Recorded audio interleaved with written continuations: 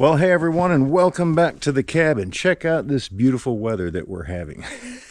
I've got to finish this juice shack up, which is mounting a plug on the outside, another one on the inside. I've got a small piece of screen right here, so the drain hose to keep bugs from crawling up in there, we need to cover that.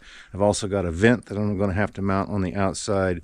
It's got like a small grill, but doesn't have anything like this. I'm going to take a piece of this and cover that as well so bugs don't crawl up in there. And these dogs, they don't quite know what to make of this weather either. They're out here enjoying it. Look at over there. She looks like she's at the beach. Anyway, yeah, that's all he's concerned with is this ball over here. Watch him protect that thing.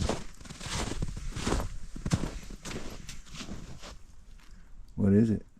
Huh? Is that your ball?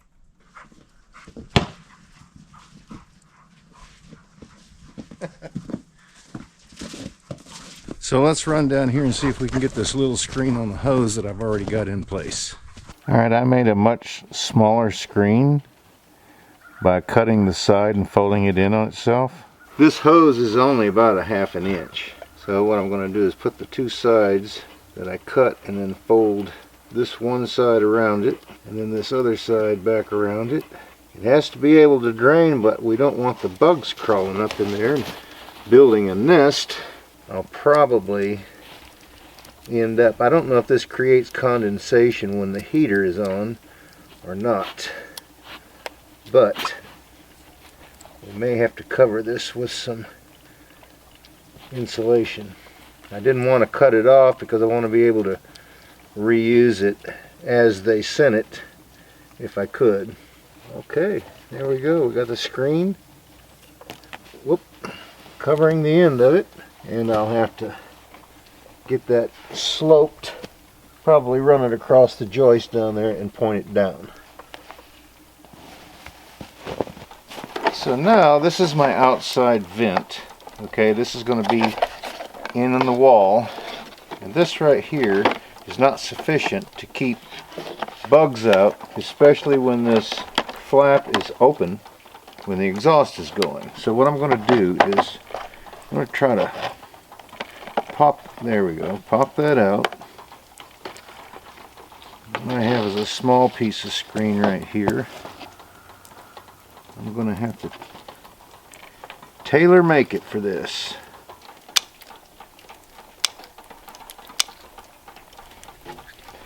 Tell you what, it's tough to fabricate stuff this small.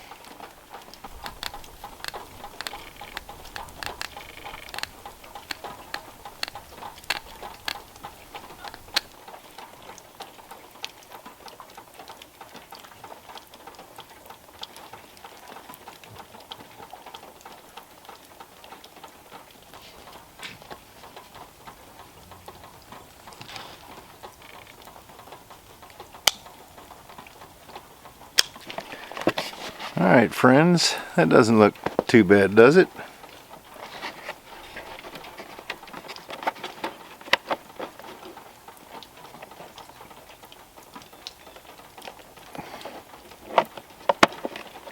I think it'll serve the purpose to keep them from crawling up in there though.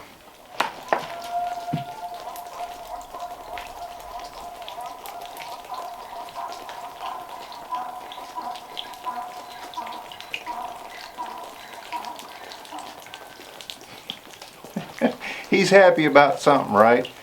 Well, over the holidays, friends, I had some family members bring these up to me. These are just like the ones that I use when I'm logging on the back of the tractor. These are just straps. These are 4-inch, but these are 20-foot. The others I use are 6-foot. The vertical lift, 11,000 pounds. Using them as a choker is right at 9,000 pounds. So that'll be nice to have because that's actually 40 feet, you know, if I put them end to end like I have done at times before. Or if I can double over on something and use them as, you know, 10-foot straps. Yeah. Then we've got, looks like two 50-foot pieces of 10 gauge extension cord. Looks like I'll have to redo the end. But yeah, I think I've got two of them. One end like that, and then the other end is like this. Yeah. So, but yeah, I mean, 10 gauge, that's nice to have. I had to buy special cords for those battery operated generators that I've got up there to charge them with my generator, because some of them will accept right at 1800 watts, you know, on charge, and the smaller ones would get really hot, so I had to up it to 12 gauge to be able to carry the juice. Anyway, but this is number 10, so this is really nice. This is really our first day of sun after all this snow, and the snow has been here, what, this is the third day now. Which is kind of strange for us, because normally we would get only half of this, but it was up to my second knuckle, which means that we didn't get too much. But I thought we would walk down here to Jennifer's house, because you know, things look a whole lot different in the snow. So I thought we'd walk down here and take a look at it.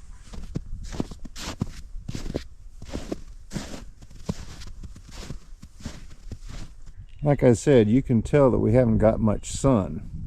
But the other thing about where she's built at is that great big ridge up there behind her. The cabin is sitting straight in front of my finger up there.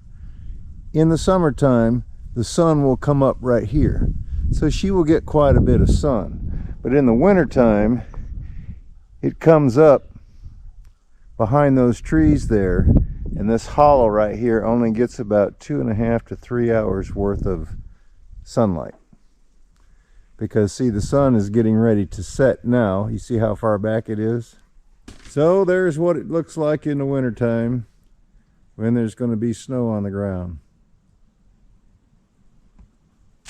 Right there's the back side of the house where a lot of the snow fell off the back. But I think what they've got planned to do, they're going to take another 8 or 10 feet off of this bank, slope it back, and she's only going to have, I think, 2 places up there for a garden. All right, friends. You say, what? A garden? How does that work? Let me show you. Right where those dogs are walking, all right, imagine coming straight back about 6 feet and then sloping up a little, and then another straight back 6 feet.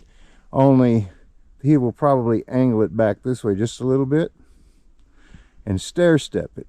So it will end up being just like the raised bed gardens that I have behind the cabin up there, only it will have been, instead of raised up, it will have been dug out, so to speak. And then right behind me is the center of the house, and what he would do is he would kind of slope that in that direction and slope that in that direction right there just a little bit.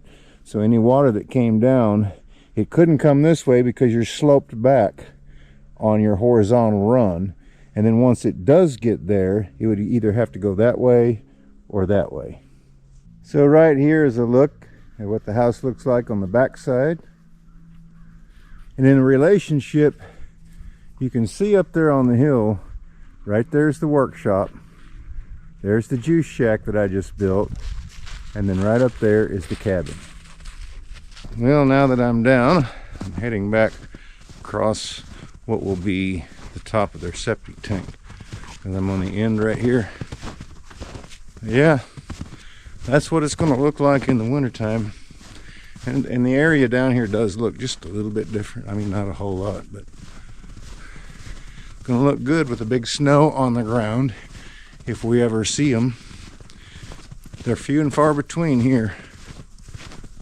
I tell you what, we really hated to do that, but they will not give you power unless you do it. And to try to dig this in would have been a whole lot more expensive. Anyway, they did approve it. There's the anchor. That's going to be the pole. More than likely they'll go down through there, I think, and bring it in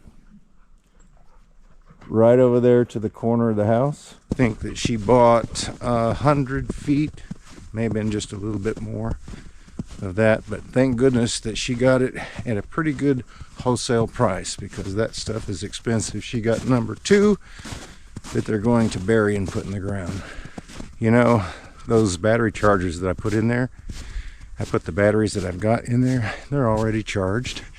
The thing's at 100% with the sunlight out here, and it's sitting there happy. So it's taking a break. Yeah, I think that that's going to very well serve our needs. But when we get the workshop hooked up, I'm thinking about maybe over time going ahead and filling that battery bank up, because it can hold 3 more. So that'll be 30,000. I could probably go, I'd say, between 10 to 12 days without even recharging at what my usage would be if I had 6 batteries. The only problem is they're about $1,200 a piece, and that kind of money is hard to let go of. And that's why I told my son, you know, there's going to be some changes in the channels, because it's getting very difficult to make anything off of YouTube, even with 600 videos. You know, it's difficult to make any money. And so I told my son, I said, you know, with the things that we need for the homestead here, if it's something that we can use, if we do the research and it appears like the company is on the up and up, and it's something that we don't mind advertising, then I think, folks, that we're probably going to be doing some more promotions, because we can charge for those. I just kind of, you know, didn't really want to do it too much, but in order to keep the cameras running, in order to keep the homestead going forward, you know, we're going to have to make some income, and that's how we're going to do it. So you'll probably see some more product placements, reviews, that type of thing, actually going on both channels.